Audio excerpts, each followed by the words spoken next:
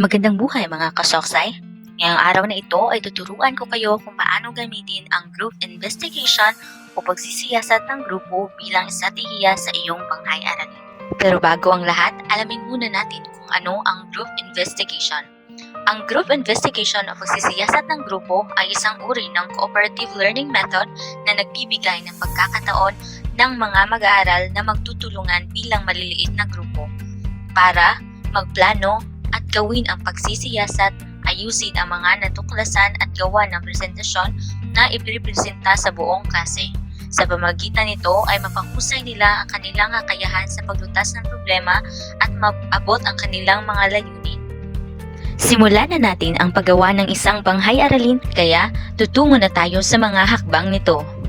Kailangan muna nating pumili ng baitang na ating tuturuan para makapagsimula na tayo sa ating lesson plan o panghay-aralin. At ang napili ko ay ika-9 na baitang. Isusulat ko muna ang pamantayan sa pagkatuto mula sa Most Essential Learning Competencies. Ito ay para sa unang linggo ng ika-4 na markahan. Ito ay ang nasisiyasat ang mga palatandaan ng pambansang kaunlaran. Ang mga layunin na kalakip nito na aking isinulat ay ang mga sumusunod.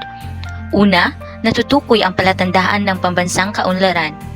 Pangalawa, na isa sa balikat ang pananagutan bilang isang Pilipino sa pagsulong ng maunlad na bansa. Pangatlo, nakabubuo ng panukalang proyektong naglalayong matugunan ang mga pangailangan ng bawat mamamayan tungo sa maunlad na bansa. Ang paksa ay ang konsepto at palatandaan ng pambansang kaunlaran. Nakapaloob nito ang kasanayan sa pagsasaalang-alang at paglalahad ng solusyon sa problemang nakikita sa pamayanan na naging hadlang sa pagsulong ng maunlad na bansa. Ang kaugalian naman ay ang pagpapahalaga sa ambag bilang isang kasapi ng pamayanan sa pagsulong ng maunlad na bansa. Pagpapahalaga ay pagkilos bilang isang mamamayang naghahangad ng maunlad na bansa sa hinaharap. Ang mga kagamitang panturo na pwede nating gamitin dito ay una ay libro. Ang libro ay dito natin makukuha ang mga paksang ituturo at mga kalakip na impormasyon nito. Pwede na natin gamitin ang laptop, PowerPoint presentation at Zoom app sa kabuuan ng presentasyon.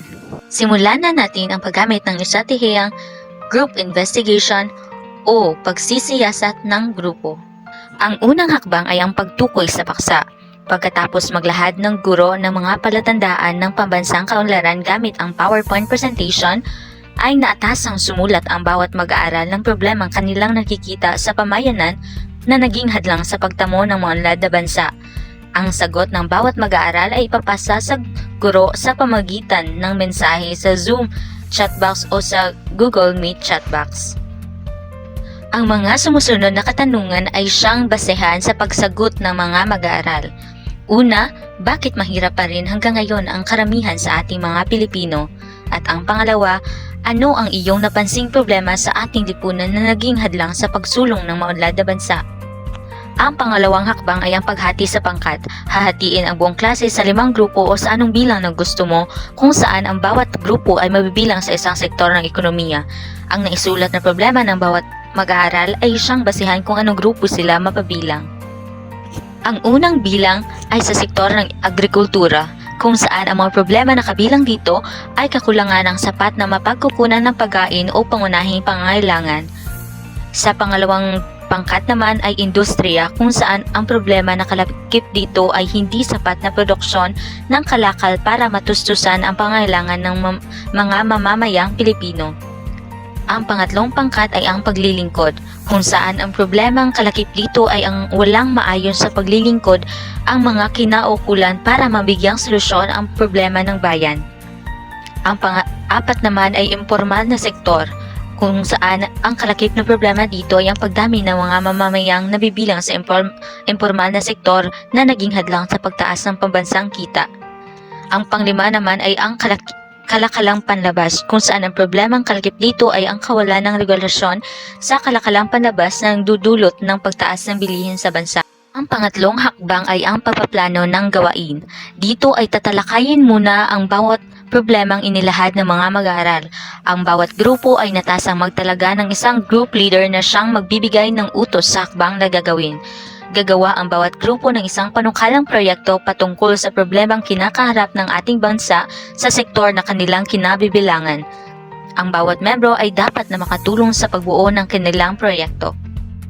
Ang mga bahagi ng gagawing panukalang proyekto ay ang sumusunod: pamagat, nagpadala, petsa, pagpapahayag ng suliranin, layunin, plano ng dapat gawin, budget, at paano mapapakinabangan ang panukalang proyektong ito sa iyong pamayanan. Ang pang-apat na hakbang ay ang pagsasagawa ng pagsisiyasat.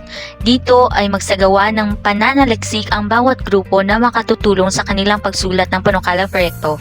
Ang pagkalap ng mga datos at iba pang impormasyon ay magbibigay ng mas malinaw at komprehensibong detalye na makatutulong sa pagbalangkas ng kanilang proyekto. Ang panglimang hakbang ay ang paghahanda para sa pangwakas na ulat. Bubuuhin ang panukalang proyekto sa pamamagitan ng pagsulat ng lahat ng bahagi nito at mas mabuting malinaw at komprehensibo ang pagsulat. Naayon dapat ito sa pamantayan upang mas madaling maunawaan at maisakatuparan. Ang pang-anim na hakbang ay ang paglalahad ng pawakas na ulat. Dito ay pipili ang guro at mga mag-aaral ng araw kung saan ang 5 grupo ay magrepresenta ng kanilang nagawang panukalang proyekto. Magtatalaga ng 3 dalubhasa o judges na siyang kikilati sa kabuoang papel at magrerekomenda ng dapat idagdag o baguhin upang madaling maisakatuparan ang nagawang panukalang proyekto.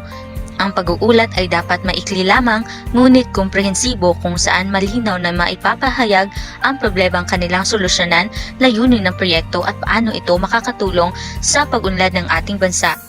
Ang pang-7 hakbang ay ang pagsusuri sa nagawang output. Dito ay kikilatisin ang kabuuang papel batay sa ginawang kriteria ng guro. Ang panukalang proyektong ginawa ay dapat maisakatuparan. Pwedeng ang guro o ang napilang membro ng grupo ang magbasa sa ahensyang kinaukulan upang magamit ito sa paglutas ng problema sa bayan. Tapos na tayo sa ating paggawa ng panghay-aralin sa araling panlipunan na ginamitan ng estratehiyang group investigation o pagsisiyasat ng grupo. Sana'y may natutunan kayo at maraming salamat sa pakikinig.